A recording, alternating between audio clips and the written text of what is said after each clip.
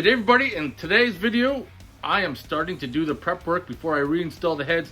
If this is your first time tuning in, what I was currently doing is I was installing an LS Vortec motor into my 2003 Jeep TJ, but what happened is that when I put coolant to it, the cylinder head started leaking coolant. Now, the person who refreshed the motor claims that they had a batch of wrong gaskets. I talked about the possibility that the wrong gasket could have been used because of the notched heads. I've done a video on that. It's probably already in the playlist.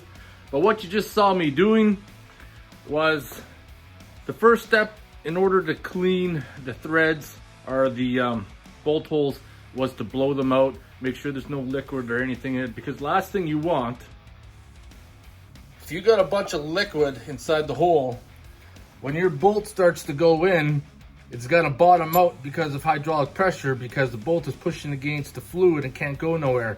So you're gonna get a wrong torque reading. So the first thing I did was blow out all the holes. Now I'm gonna chase all the holes out until they're clean.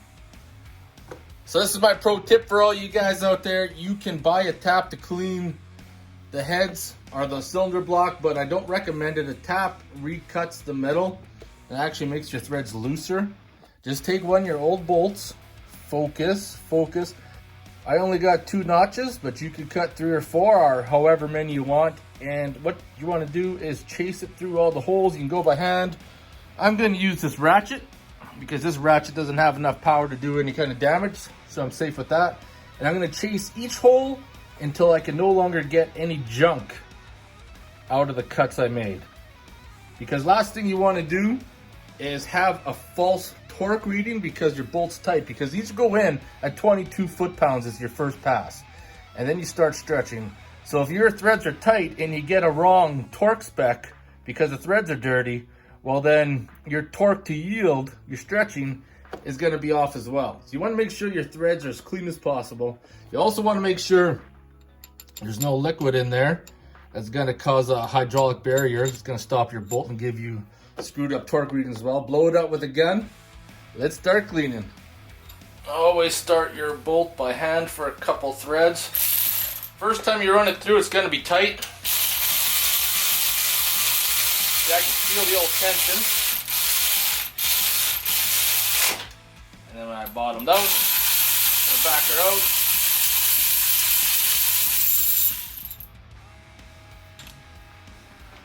And got tons of crap in there.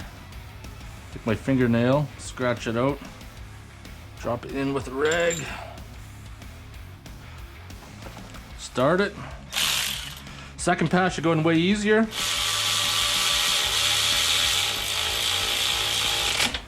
And then back it out. Check it again. And that's relatively pretty clean. Go down to the next hole, get it started, run it through. First pass is always tight. That's why if you don't clean the holes, you're gonna get a false reading.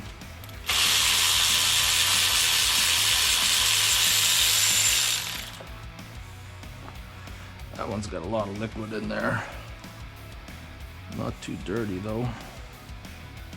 So you get the idea. Just keep repeating the process until all your holes are clean and all the liquid is out as best as you possibly can.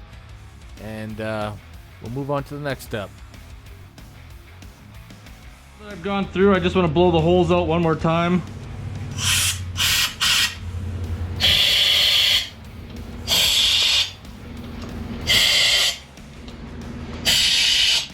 And that's just to blow out anything that may be dislodged when I was chasing the threads.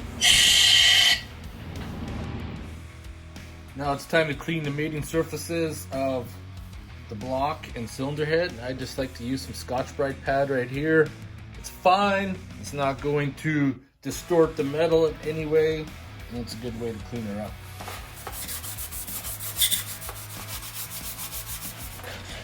You need to make sure you got a nice, clean, smooth surface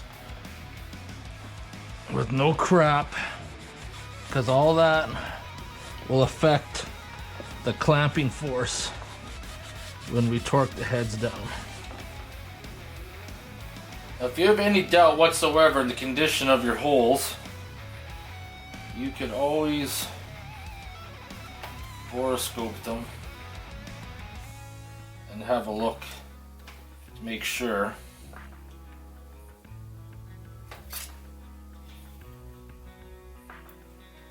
that nothing is in the cellar, so to speak.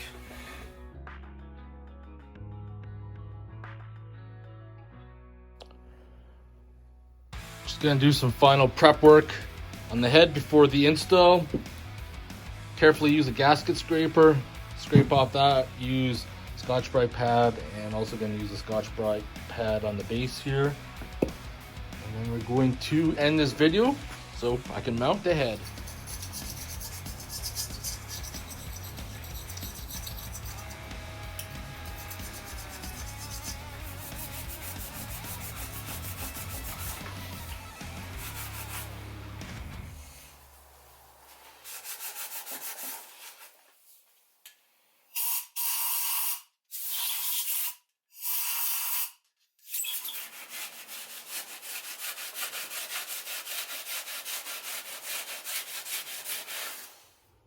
Preparation is key for your head. Once you got it smoothed out, you want to feel it with your fingers so that there's nothing obvious. Something obvious is going to be a telltale sign that it's not going to seal properly. Well, that's it. Shut her down. If you're happy at this point and you're ready to install your head gasket, preparation is key and will be the end-all be-all to your job. Make sure that it is done properly so there's no further issues down the road. If you have any questions or comments, post them below, and I'll see you guys in the next video. Trust me, I'm going down the rabbit hole with this project. Take care.